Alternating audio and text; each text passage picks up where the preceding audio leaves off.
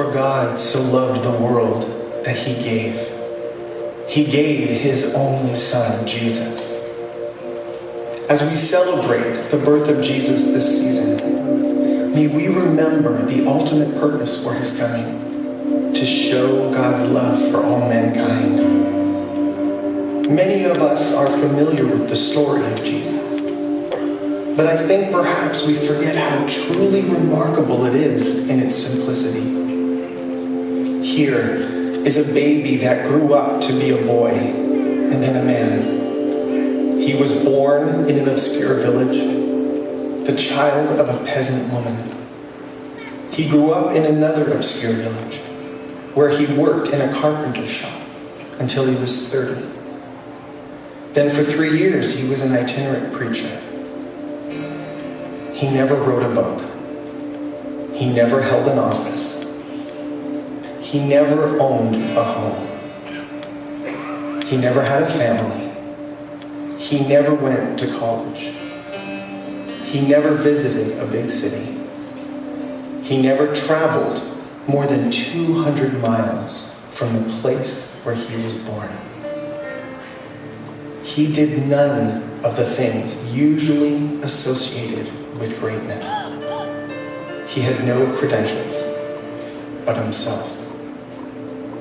He was only 33 when the tide of popularity turned against him. His friends ran away. In fact, one of them denied him.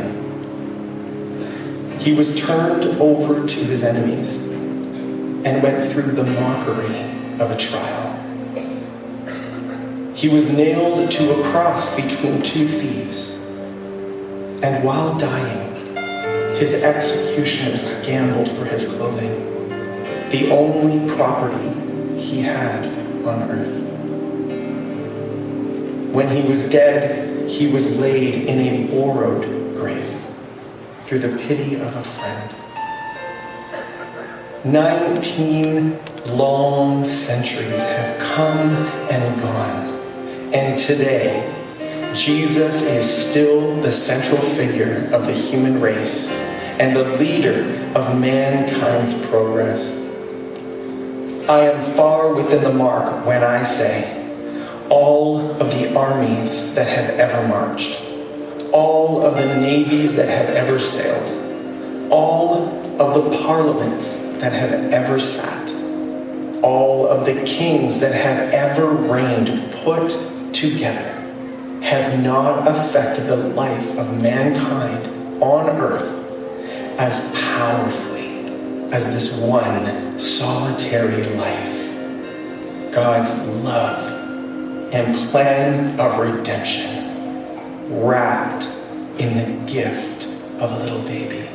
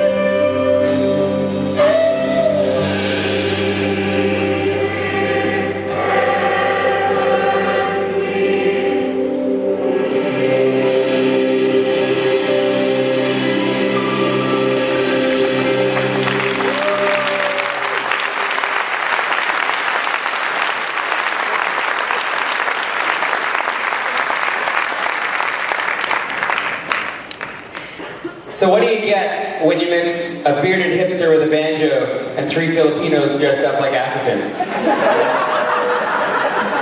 Well, you get this. Have you enjoyed this so far tonight? Yes,